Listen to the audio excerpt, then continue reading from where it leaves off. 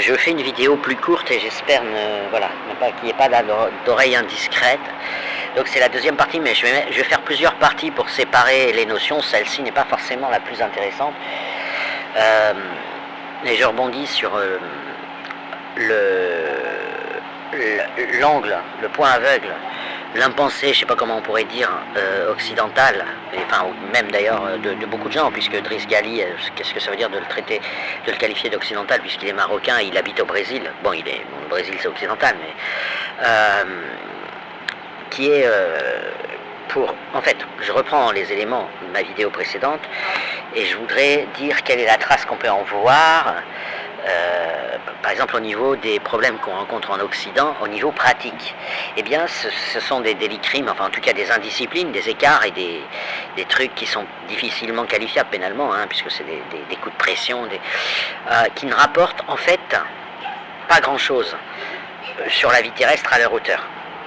Voilà, à leur espace hauteur AUTEURS, ce qui va conduire à quoi? Ça va conduire au fait que judiciairement et au niveau logistique, les armées, les polices, sont pas organisées stratégiquement pour comprendre comment combattre des gens qui commettent des crimes, on va dire en apparence pour rien, gratuits. Voilà. Alors, d'une certaine manière, ça peut exister que les mafias fassent régner, les mafias au sens les truands classiques fassent réfier. Enfin, voilà, faut pas rêver, hein, la mafia, c'est pas que des gens polis qui vont à l'essentiel, qui braquent des banques et puis qui sont serviables, non. Allez faire un tour en Italie, vous verrez, il y a plusieurs manifestations de la mafia. Mais on a quand même une convergence utilitariste des mafias. C'est-à-dire que elles sont gérables, alors pas toujours bien, la preuve, l'Italie est quand même encore en grande partie sous domination de la mafia italienne, avec des compromis un peu bizarres, c'est compliqué, hein. Mais bon, les mafias ont du mal à commander, le système, et les réponses et les stratégies qui sont offertes ont un point technique essentiel, c'est qu'ils savent ce que veut le mafieux. Voilà, donc on est, c'est horrible ce que je veux dire, mais on est entre gens de bonne compagnie, si j'ose dire, avec des conflits d'intérêts terrestres. L'islamité, bien souvent, elle coûte assez cher au musulman lui-même, le fait de rester musulman, elle coûte assez cher dans la vie terrestre, il n'est pas son gain. Lui, il croit qu'il a un gain, hein, bien sûr, sinon, voilà, rationnellement, il part du postulat que l'islam est vrai, il pense qu'il y gagne quelque chose, mais vous n'expliquerez pas son gain en le traitant comme un athée. Si vous le traitez comme un athée, comme un agnostique, comme enfin, tout ce qui n'est pas musulman, quasiment, à part peut-être d'autres religions comme le christianisme, vous ne comprendrez pas, et donc les réponses à apporter vont achoper. Techniquement, logistiquement, la réflexion va achoper.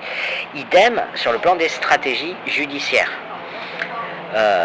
Elles vont louper ce truc, et des lois n'arriveront pas à être votées.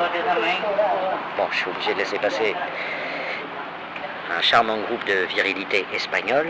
Voilà, ils se laissent moins faire en Espagne. Non, mais ça n'a rien à voir. Les Espagnols, ils me font rire. Je me suis jamais autant marré que de regarder vivre les Espagnols. Je sais pas pourquoi, ils me font rire. Voilà. Et j'ai pas la même sensation avec les Italiens. Mais alors les Espagnols, qu'est-ce qu'ils sont marrants. Et il y a une époque, bon, et je ferme la parenthèse après, il y a une époque où ils traduisaient les clips anglais en espagnol pour les diffuser dans les bars, sur les télés. C'était il y a 25 ou 30 ans que j'avais constaté ça. Je me suis dit, putain, les mecs, ils payent des interprètes qui chantent en espagnol par-dessus Britney Spears. Et c'était systématique.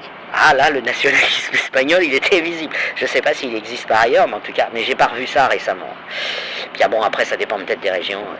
Mais voir des clips chantés en espagnol de vedettes mondiales, bref, ça m'avait fait quand même assez marrer. Je me dis, putain, mais il se fatigue, hein. Enfin bref, passons. Voilà, vous n'avez aucune stratégie. Je vais prendre un exemple simple. Si vous posez toutes les équations, vous pourrez les tortiller dans tous les sens que vous voulez, faire de la logique intuitionniste même, enfin, essayer de... Vous n'allez pas sortir de comme seule solution que judiciairement il est injuste de reconnaître l'islam comme un crime, comme une mafia, comme une organisation terroriste, et un crime contre l'humanité, mais que, opératoirement, ça va rendre service à tout le monde, y compris aux musulmans eux-mêmes. On se retrouve face à des situations qui sont de ce type-là. Alors je dis pas que j'ai raison, mais je dis voilà, je fais entendre une voix qui a réfléchi, qui a fait des brouillons, parfois des nuits entières. Je peux formaliser beaucoup de choses, mettre en équation beaucoup de choses, alors avec ses limites, hein, ça donne pas forcément la bonne réponse, parce que ça dépend comment je vais mettre en équation le truc, mais je peux vous dire qu'on n'a pas énormément de solutions judiciaires, c'est pour ça que j'ai fait le forcing sur l'interdiction, et avec une justification du chantage à l'enfer, avec contagion aux enfants. Vous voyez, pour criminaliser le fait de raconter à un enfant qu'il est en enfer. Même si la manifestation la plus importante dans les sociétés, c'est l'aspect ethnique ou culturel. Voilà, mais vous n'attaquerez pas judiciairement le problème comme ça, parce que ça n'existe pas la formulation. Les lois, elles font 10 lignes, et elles peuvent aller jusqu'à, au grand maximum, je pense, quelques pages. Mais une loi donc la loi va essentialiser un phénomène et interdire, ce sera injuste, la loi sera injuste, mais ne pas la voter sera encore plus injuste. Et par ailleurs, le musulman du quotidien qui accepte de capituler et de ne pas être djihadiste et de ne pas mettre l'islam au-dessus de sa personne, bon, c'est pas évident, même pour un musulman modéré. Mais passons, on va passer ce musulman-là, il y gagne, parce qu'il a une excuse. Il n'est plus dans le péché s'il ne met pas le hijab, il n'est plus dans le péché s'il ne fait pas la dawa. C'est-à-dire que, au regard d'Allah et d'un point de vue d'interprétation modérée de l'islam, modéré c'est un mot, je sais qu'ils n'aiment pas ça, le zédique, voilà, je crois que j'ai mis le Z dans le tweet, je ne me rappelle plus, mais il me semble.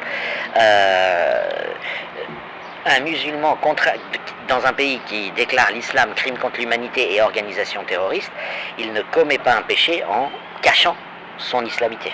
Voilà. Après, on ne peut pas lire dans la pensée des gens, mais si vous avez... Et c'est tout... Encore une fois, c'est pas une solution. J'explique juste des chemins de formalité, ce que Driss Ghali ne fait pas. Deuxièmement, ce qui est... bon, c'est plus anecdotique par rapport au sujet, mais bon, Driss Ghali, il dit les femmes ne posent pas de problème. Alors, je confirme que statistiquement, dans tout l'Occident, le nombre de crimes commis par femme est entre 10 fois et 50 fois moins élevé que le nombre de crimes par homme. C'est-à-dire qu'en moyenne, quel que soit le pays, pour commettre autant de crimes qu'un homme, il faut au moins 10 femmes, et au plus 50. L'exception, c'est l'Australie. Enfin, c'est pas l'exception d'ailleurs, c'est le 10, c'est le moins. C'est-à-dire qu'en Australie, il faut 10 femmes pour commettre autant de crimes qu'un homme. Ok, donc de toute façon, c'est objectif, les femmes ne posent pas de problème. Voilà.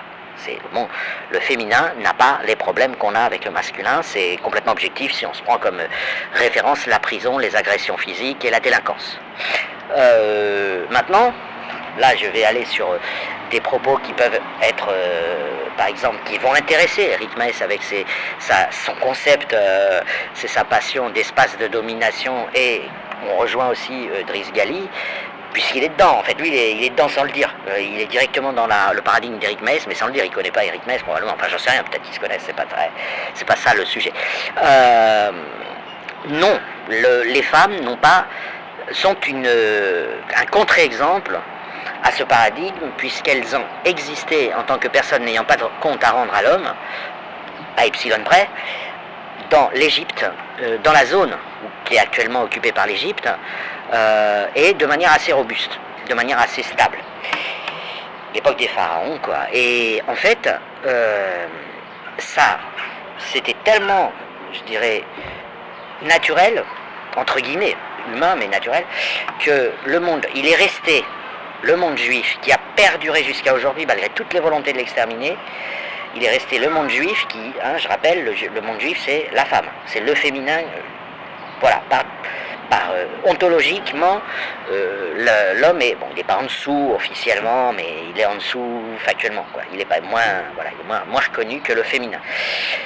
La juive n'a absolument aucun compte à rendre à l'homme, par contre la réciproque n'est pas totalement vraie dans le monde juif. Et c'est la seule trace qui est restée, ça a perduré. Alors ça ferait peut-être pas plaisir aux juifs que je connais ou aux gens que je crois sur Twitter que je dise que ils proviennent, enfin en tout cas il y a un bassin géographique dans lequel il n'y avait pas encore, la judéité n'était pas apparue, mais les femmes étaient déjà l'égale de l'homme, et qui proviennent de ce bassin, puisque effectivement, j'en sais rien, mais disons que ça peut avoir l'air de dire qu'ils n'ont pas inventé la préservation du féminin.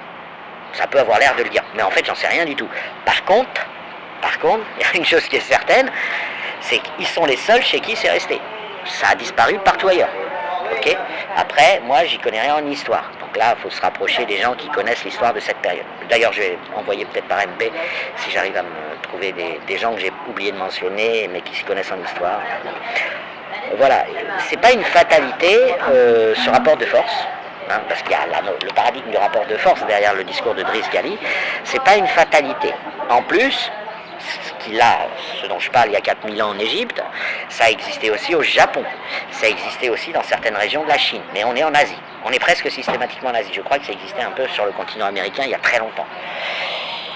Par contre, ça a disparu. Voilà, ils se sont fait exterminer, les sociétés qui respectaient les femmes se sont fait exterminer. Donc ça plaide pas en faveur de la puissance d'un système localisé sédentaire, puisqu'apparemment les mâles qui sont autour l'envahissent en se disant eux, c'est des fragiles, ils respectent la femme, alors on va les envahir, ils vont pas beaucoup résister. On va dire que l'histoire a un peu donné raison à ce phénomène, mais là je suis dans la caricature et dans le schéma parce que je n'y connais rien. Mais j'insiste, ça a existé dans un passé récent parce qu'à l'échelle humaine, il y a 4-5 000 ans, ou il y a quelques milliers d'années, on n'était pas... il y avait l'agriculture, mais enfin bon, on était... voilà, s'il y avait des sauvageries, les gens se gênaient pas, quoi. Hein. Fallait pas sortir de son groupe, sinon, si vous étiez tout seul dans la montagne à l'époque et que vous croisiez une autre tribu, ça allait mal pour vous. Il n'y avait pas un respect de la personne humaine qui est comme aujourd'hui, quoi. Voilà, bon, j'arrête là, c'était juste des précisions techniques.